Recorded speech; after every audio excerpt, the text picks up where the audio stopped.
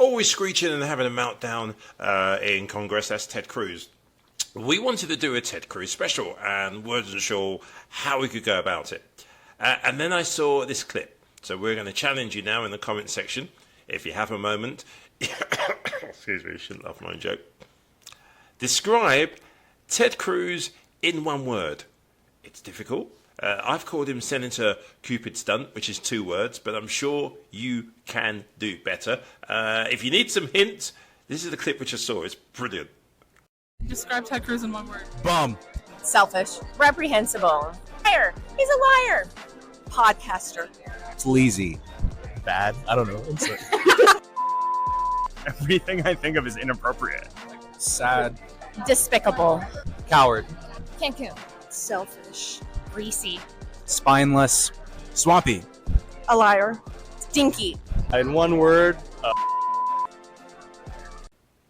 To go on, you know Ted Cruz, the person who is, well, he's really far up the posterior of one 34 felony guy, the hunchback of Mar-a-Lago, because you tell me anybody you know who would accept their partner, their mum, their dad, sister, brother, friends, being insulted on a public platform, really badly insulted, and then years later you say, it's okay, I've got no morals, I've got no principles, say what you like.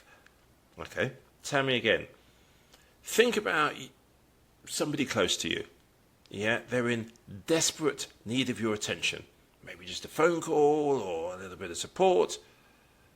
Would you give them that support, or would you think, far too busy, gotta go on holiday? And don't start me on some other things, by the way. If Ted Cruz really wants to get down in the dirt, we'll talk about how he handles his own family. Never mind leaving the dog alone for a few days. Ted Cruz is basically FOS. Is that free? That's found the challenge. See if you can do better. Election. You were the first senator to object to the votes. Mm-hmm.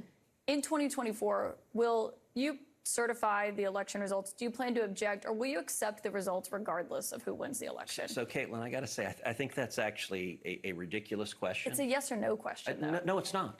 Let me explain why it's a ridiculous question. It's not a question. You've ever asked a Democrat that? Of course. What Democrat? But what Democrats? But hold on a second. What Democrats challenge it? What Democrats? I know. I've been down this road many times. But no Democrat. You cannot compare the two situations. We have talked about that. We've seen the audio of that when they protested on the Senate floor. Hold on a second. But has you ever had a sitting president who refused to facilitate the peaceful transition of power, refused to acknowledge that his successor won the presidency? So, A, we did have a peaceful transfer of power. I was there on January 20th. I was there on the swearing in. Barely. B, if you look at in 2000, Democrats went to the Senate, or 2001, Democrats went to the Senate floor and objected to George W. Bush. In 2004, they went and objected. And what did the president do? In 2016, Democrats went and objected to Donald Trump. And so... And what happened in 2016? Because I remember a guy named Joe Biden was vice president, and he went to the Senate floor and certified the votes. So do you Am I wrong? So you're asking, will you promise no matter what to agree an election is illegitimate regardless of what happens? And that would be an absurd thing to claim. Like, we have an entire election law system that people challenge elections. Elections get overturned. Voter fraud gets proven. That happens all the time. And the media engages in this weird game post-Donald Trump that you insist no voter fraud has ever existed. Why does every state have laws in place to challenge voter fraud if it occurs? The media Why do you have election challenges? This isn't a game. There was no widespread voter fraud. You only ask Republicans that. Because it was Republicans who tried to block the transition of power. You have to acknowledge that. So we've never seen it on a scale of what happened in 2020, and we've never seen the president refuse. He wouldn't even let Joe Biden get classified briefings at the beginning. I recall that. So my question for you again, free and fair election, will you accept the results regardless of who wins? Look, if the Democrats win, I will accept the result, but I'm not going to ignore fraud regardless of what happens. Was there fraud in 2020? Of course there was fraud in 2020. No, there wasn't, and you still objected. You know for a fact there was zero voter fraud. Really? What's your basis for that? Show me your evidence. We've spoken with Governor Kemp. They did 3 hand recounts in the state of Georgia. The director of CISA said that it was the safest, most legitimate election. But you're saying zero voter fraud occurred. That's what you just said. Nothing that would have changed the outcome of that election. Okay, but that's a different statement. But no, it's not, because if yes, it wouldn't it have is. changed You said there was no voter fraud. there was no voter fraud that would have changed the outcome of the election, and you know that, Senator. So what I know is that what I stood on the Senate floor and objected, what I called for, I'll tell you, I wrestled with what to do in that circumstance. And the reason I wrestled with it is because I think there was significant voter fraud in 2020. And you wanted the 10-day commission, I know, but was there voter fraud that would have changed the outcome of the election? But do you know why I wanted a 10-day commission? Because I tried to look, I'm a Supreme Court litigator. I argue cases in front of the Supreme Court. I know.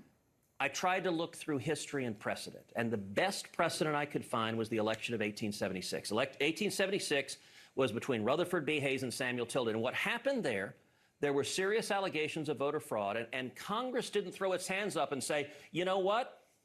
CNN demanded that I accept the results no matter what, so ignore the fraud. I got to go. But hold on. What did Congress do in 1876? How did the president handle it? What did Congress do in 1876?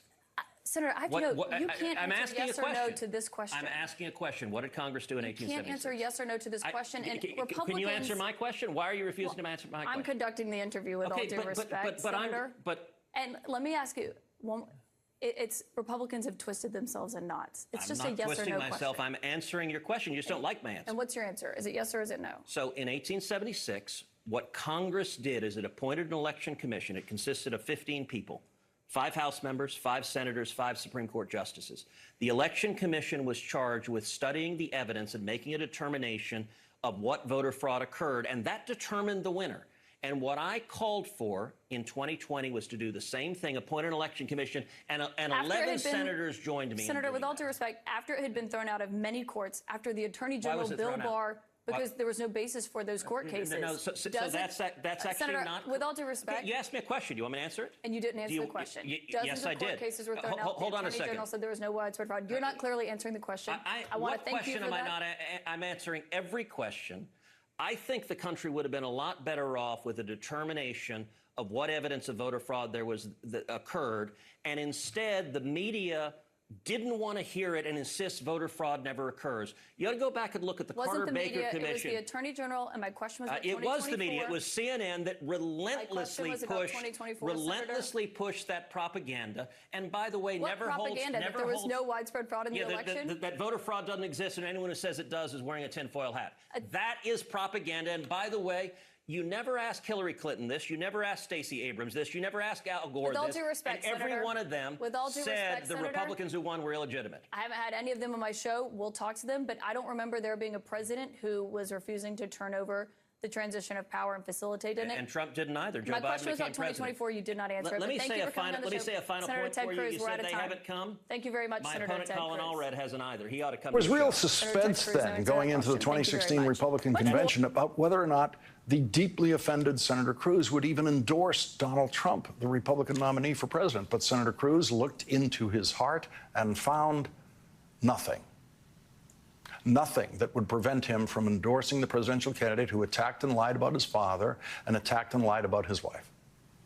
And there was Senator Cruz today in that lineup of utterly egoless Republican men craving their moment with Donald Trump, craving a possible handshake or a possible pat on the back or a wink or a smile, a glance, anything from Donald Trump.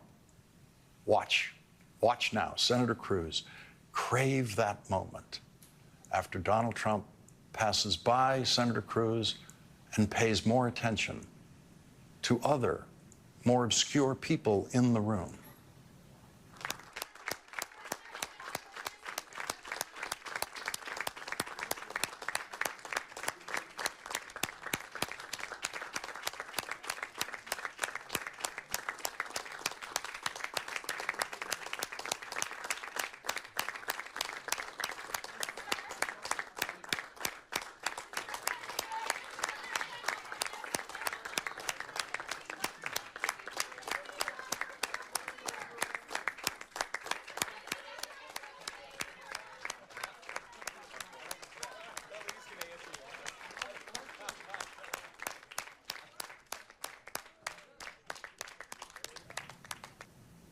He kept clapping after Donald Trump left the room. After the door was closed, did he think Donald Trump could see through the door?